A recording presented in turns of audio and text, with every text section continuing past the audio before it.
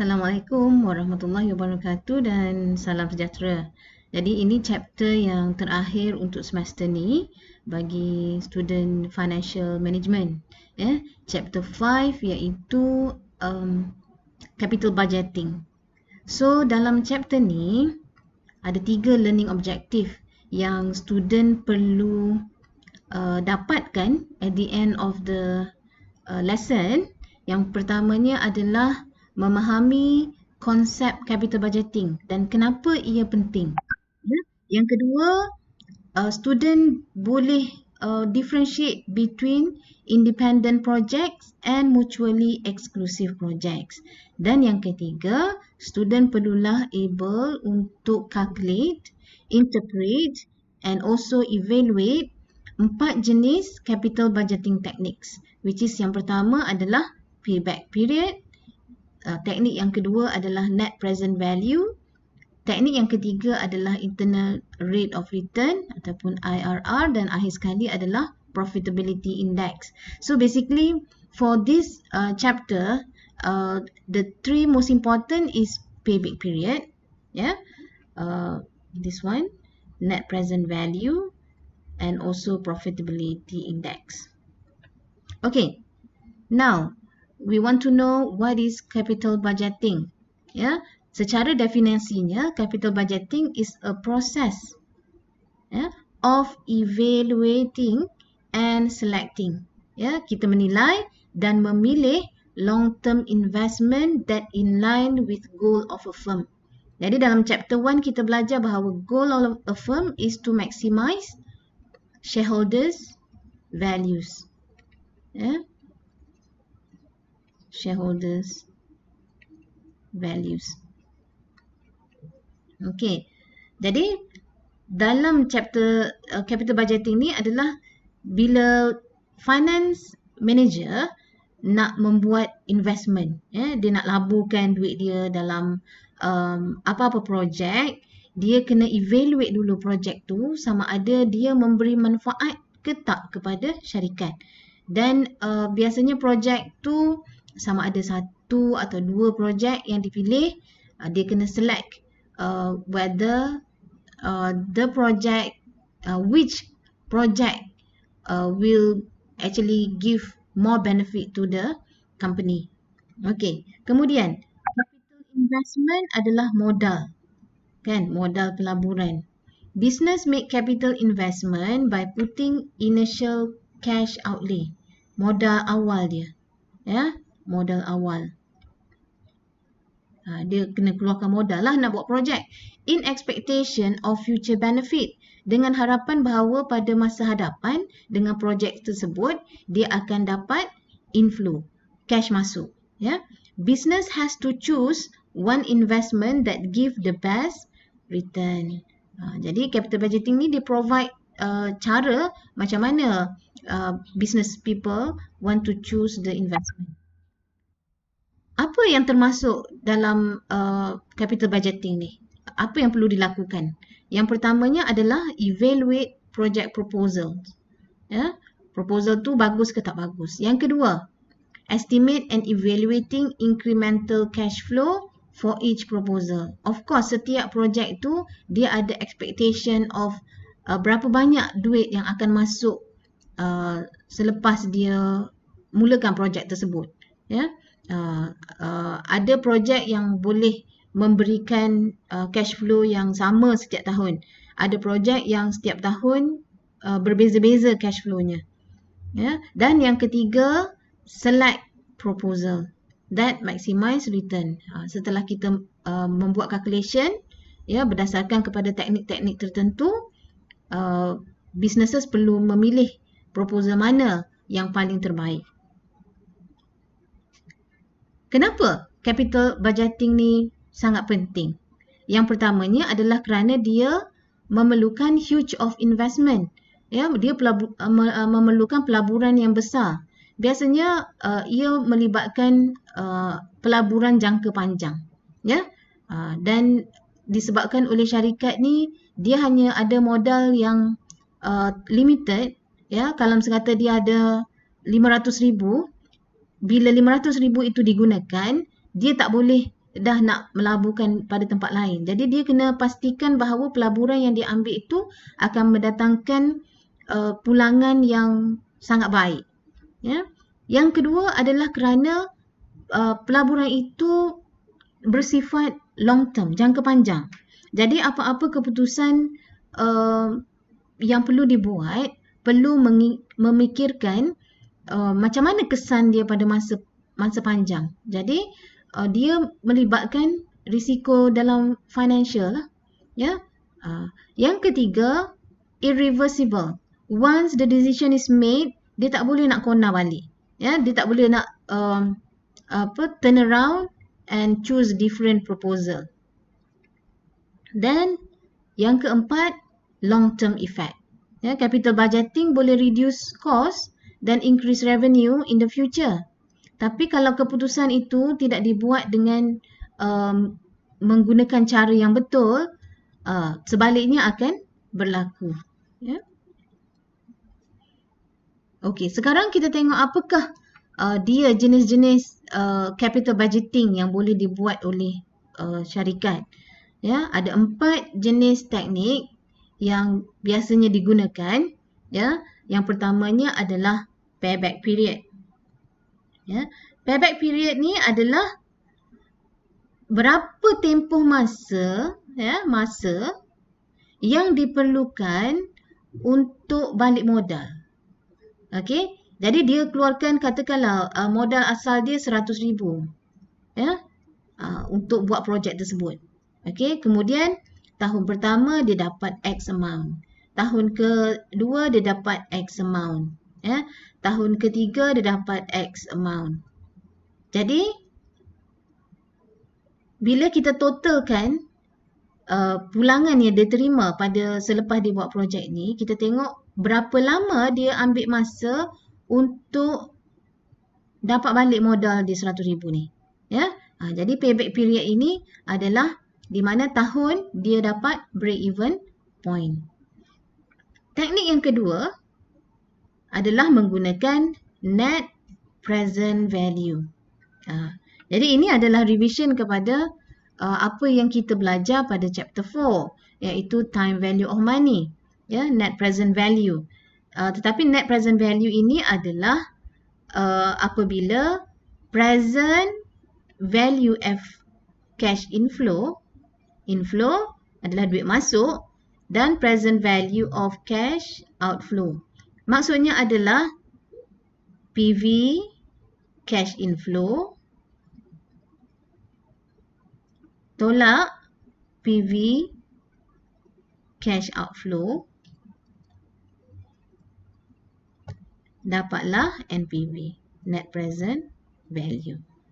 As easy as that. Ya, jadi kita kena kira lah berapa present value cash inflow.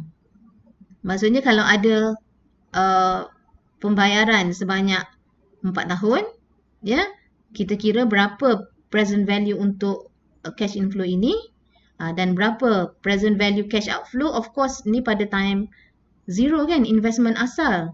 So this is the present value cash outflow equal to early investment. So bila kita tolak PV inflow dengan PV outflow, kita dapatlah net present value. Teknik yang ketiga, ya, adalah internal rate of return. Yang ini dalam percentage. Ya, dalam percentage. Di mana IRR is defined as the discount rate. Ya, dalam chapter 4 kita tahu interest rate disebut dengan macam-macam nama. Ya, antaranya adalah discount rate, which equates the present value of a project expected cash flow to present value of project's expected cost. Dia sama juga gunakan present value, ya, cash flow to expected cost. Maksudnya present value of inflow, okay, dan present value of outflow.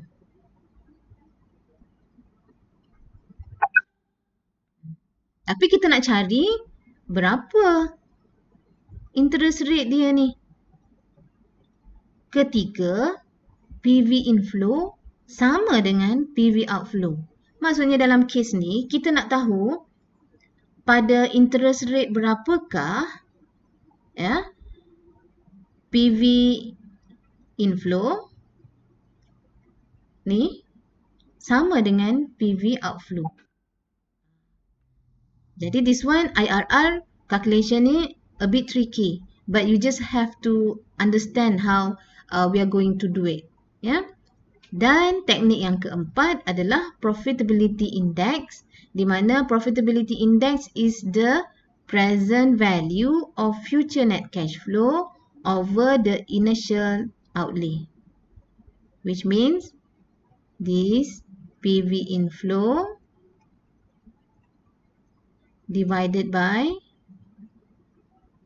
initial outlay.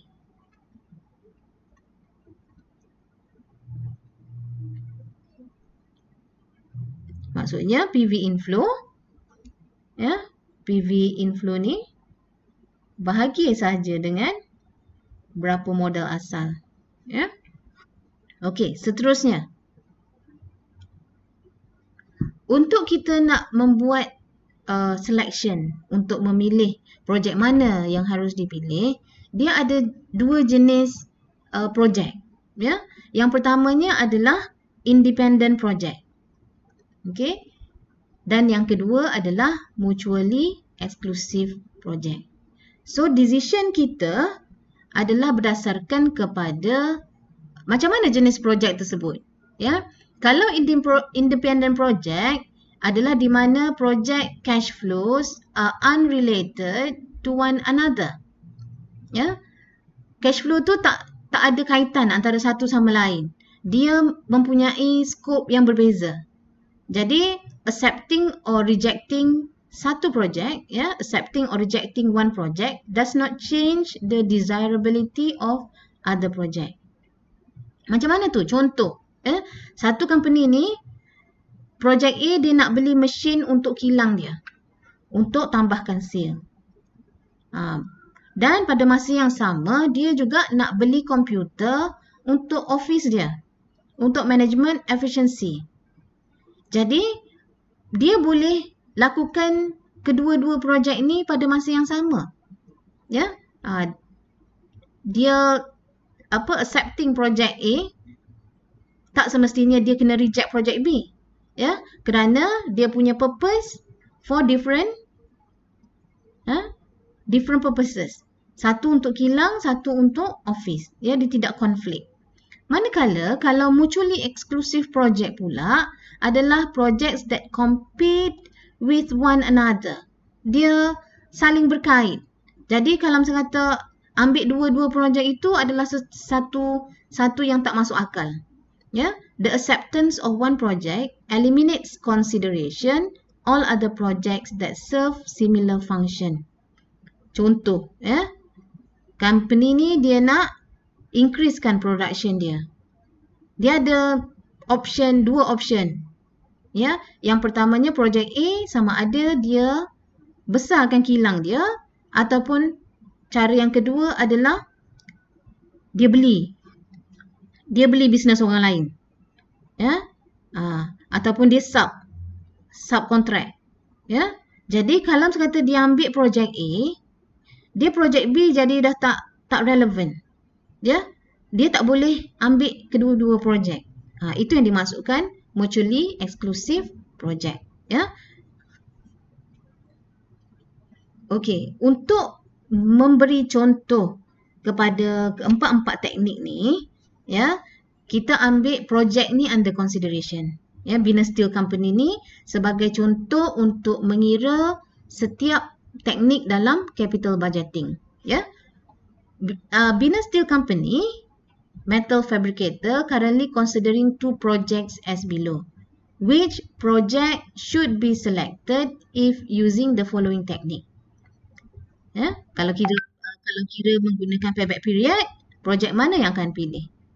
Bagaimana pula kalau mengikut teknik net present value ataupun internal rate of return ataupun finally profitability index?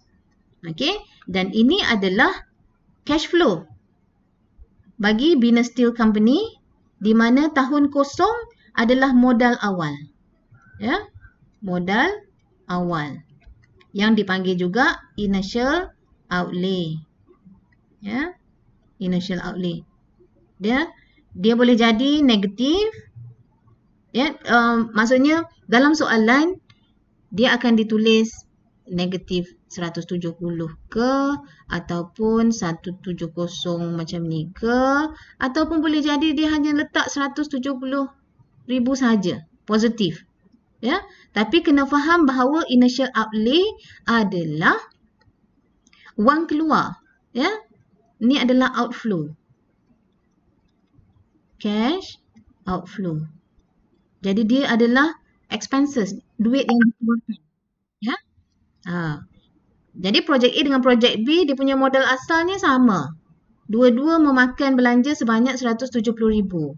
Tetapi tahun pertama, kedua, ketiga, keempat, projek A dia akan menghasilkan this following inflow. Ya. Manakala projek B pula dia akan menghasilkan this following inflow. Kalau kita tengok kat sini, projek A dia punya inflow sama setiap tahun, 50,000 setiap tahun. Manakala projek B dia punya inflow berbeza-beza amount. Ya. Okey. Untuk capital budgeting, ya, dia perlukan assumption. Assumption ini adalah satu perkara yang kita ambil kira supaya pengiraan tu lebih mudah. Kalau dalam real life, dalam business real life, this is probably not like this because setiap projek tu dia mungkin mempunyai risiko yang berbeza-beza. Ya, tetapi dalam kita belajar ni, dia assume semua projek ni risiko dia sama saja. Ya. Dan yang kedua adalah all cash flows occurs at the end of the year. Ya, kenapa macam tu? Kenapa dia assume at the end of the year? Kerana kita belajar dalam chapter 4 bahawa present value untuk cash flow yang dapat end of the year dengan beginning of the year berbeza, kan? Kita annuity due dengan ordinary annuity, remember? Jadi dalam konteks ini kita assume all cash flow occur at the end of the year untuk memudahkan calculation. Dan yang terakhir sekali, for simplicity, the net cash flow is treated as given. Ya, as it is lah apa yang diberi dekat figure kat sini lah. Ya. Okey. Jadi sekarang kita kena tahu pula macam mana cara kita nak memilih projek tersebut. Apakah kriteria dia? Ya, setiap teknik ada 4 teknik. Kriteria dia berbeza-beza.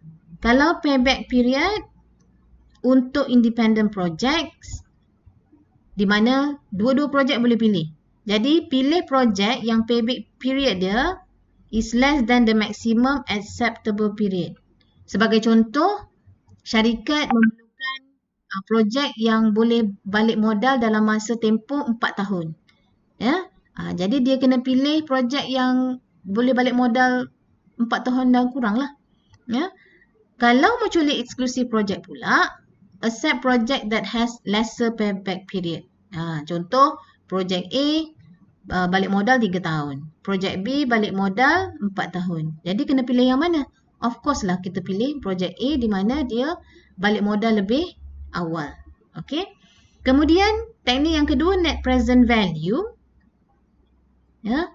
Bagi independent project, pilih projek yang menghasilkan net present value lebih daripada kosong. Ya, maksudnya kalau net present value dia positif, terima. Kalau net present value dia negatif, ni this one less than 0 maksudnya negatif, reject. Ya.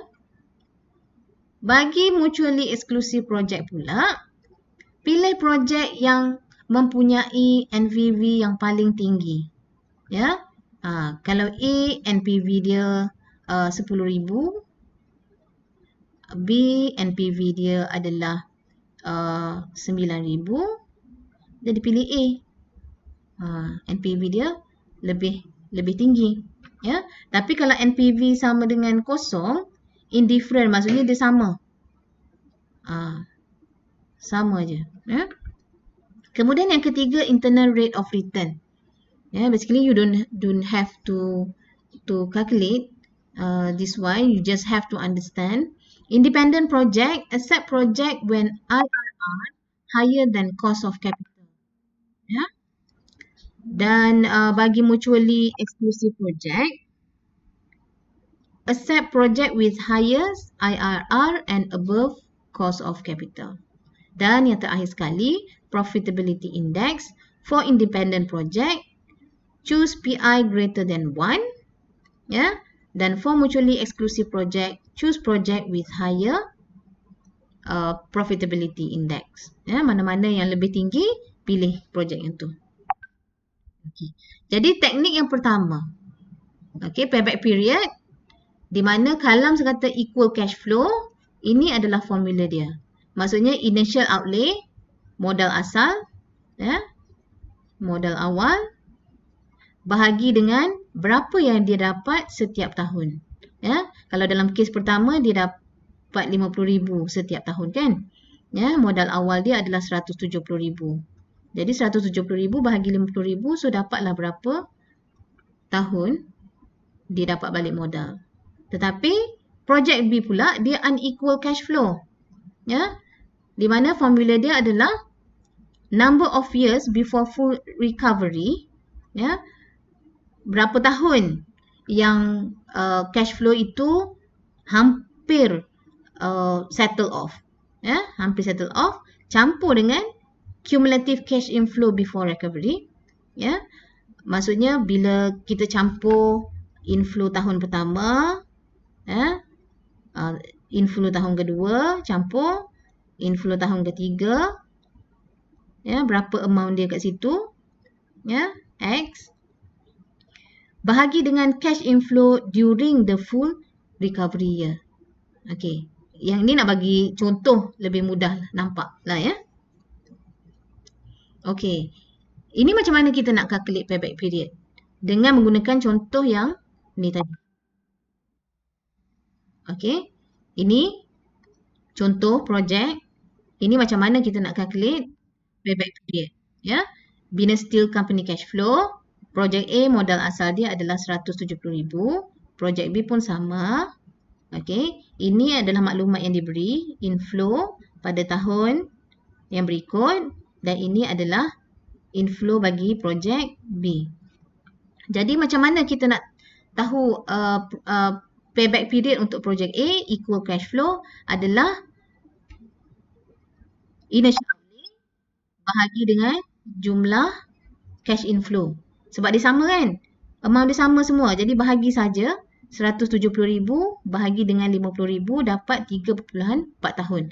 Maksudnya projek A dia akan break even balik modal pada 3.4 tahun. Manakala projek B pula, sebab dia cash inflow dia berbeza-beza, jadi kita kena kira tambah daripada tahun pertama, ya, tahun pertama 20,000 campur dengan tahun kedua 20,000 campur 80,000 dapat 100,000, ya. Ni campur sini dapat 100,000. Modal kita 170,000. Jadi kita hanya perlukan lagi 70,000 lah. Kat sini 100,000 kan? Kita hanya perlukan 70,000 lagi. Tapi dekat sini pada tahun yang ketiga dia 90,000. Maksudnya dah terlebih dah. Okey, jadi apa kita nak buat? Kita ambil berapa tahun yang dia hampir kepada nak balik modal, maksudnya tahun yang ni, ya, dekat sini dia dah nak balik modal dah kat sini. Ya, ni 2 tahun. Okey, 2 tahun. Jadi 2 tahun kita letak kat sini. Kemudian campur dengan 170,000 ni tolak yang sini. Berapa lagi balance kan? Berapa lagi balance nak dapat cukup tu? 170,000 modal asal tolak 100,000, dapatlah 70,000 kat sini. Ya, balance dia sini. Bahagi dengan tahun yang seterusnya ni. Nak bagi cukup tu, kita ambil tahun yang seterusnya ni. Amount dia adalah 90,000. Ya. Exactly amount pada tahun yang berikutnya yang dia nak balik modal. Jadi 2 tahun campur dengan 0.78 dapatlah 2.78 tahun. Okey. So daripada sini projek A dia balik modal lebih lambat berbanding dengan projek B. Jadi kita kena pilih projek yang mana? Projek yang mempunyai payback period yang lebih rendah, iaitu projek B. Ya, sekiranya ia adalah mutually exclusive project. Ya. Okey, jadi itu saja untuk part 1. Ya, kita akan sambung pula pada next week.